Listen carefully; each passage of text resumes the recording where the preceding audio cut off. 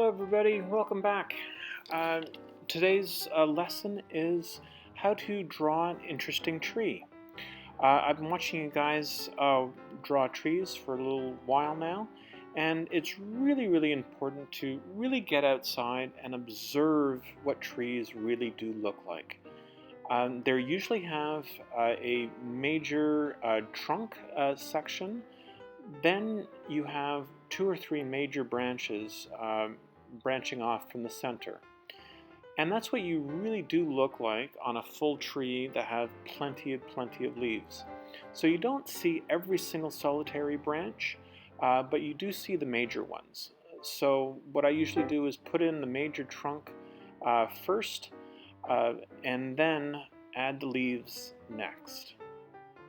I was using a pencil and then a Sharpie pen to really look at the outline of the bark and that sort of thing.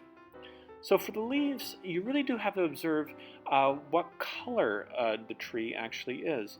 Lots of different colors of greens. I'm using a little bit of blue to mix in with the green to make a darker green, and a little bit of browns to make a lighter shade of green. So when you absolutely observe a leaf, the front of the leaf has a slightly different color than the back of the leaf. So you really do have to portray that when you're doing your trees. Make sure that your tree is not perfectly symmetrical. Trees are not. So when you're actually observing a tree, say in a park or a green space or even in your backyard, it's not perfectly symmetrical. So you might have have some leaves off to the side. It might be asymmetrical. That actually makes the tree a little bit more interesting to look at. So I'm using darker browns and grays for the trunk. If you look at the color of trunks, usually they're not brown. We learned that in elementary school. They're actually closer to a bluey gray.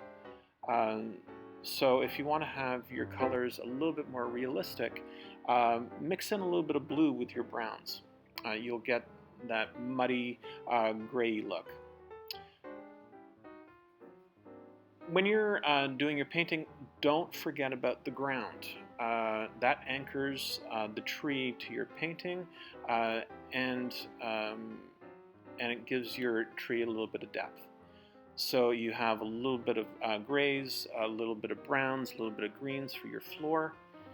That makes it a little bit more interesting.